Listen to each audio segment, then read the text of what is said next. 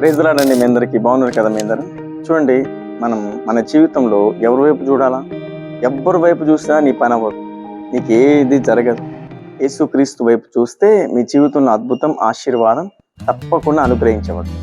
Cricket ground ఉంటుంది చూసారా? ఆ క్రికెట్ గ్రౌండ్లో క్రికెట్ ఆడేవారు మధ్యలో కొంతమంది ఉంటారు, కానీ చుట్టూ చూసే వాళ్ళంతా కొన్ని వేల మంది ఉంటారు. వారందరి దృష్టి క్రికెట్ ఆడే వాళ్ళ మీద ఉంటుంది, కానీ ఆడుతున్న వారి దృష్టి ఎవరి మీద ఉండాలా?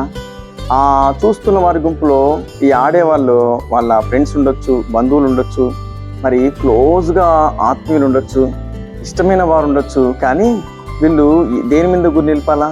వీళ్ళ గురి అంతా దేని మీద తెలుసా? ఒక బాల్ మీద ఉంటుంది. ఆ బాలు మరి పరిగెత్తుకుంటూ వెళ్ళి విసిరేసి, హాయ్ ఎలా ఉన్నావు, బాగున్నావా అంటే ఈ బాల్ ఏం కావాలా? ఎలా ఉన్నారు, మీ అన్న బాగున్నారా, మీ నాన్న బాగున్నారంటే ఈ బాల్ ఏమైపోవాలా? అందుకే వీరి దృష్టి ఎవరి మీద ఉండదు, కానీ ఆ బాల్ మీదే ఉంటుంది. ఆ కాన్సన్ట్రేషన్ అంతా ఆ బాల్ మీద పెట్టుంటారు. ఆ బాల్ కొడితే ఎక్కడికి వెళ్తుంది, మరి పోరు పడితే మరి వాళ్ళకి లాభం వస్తుంది కదా, మనం ఓడిపోతాం కదా. వీళ్ళ ధ్యాస అంతా ఆ గురి ఆ బాల్ మీద పెట్టుంటారు.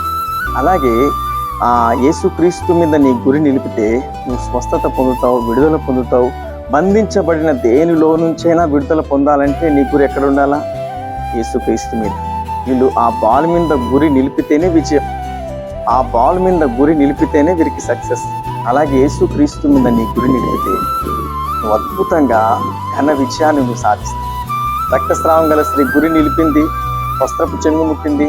అద్భుతమైన 12 సంవత్సరాల నుంచి బాధ, రోదన, వేదన అంతా కూడా ఒకే ఒక క్షణంలో కొట్టుకుపోయింది.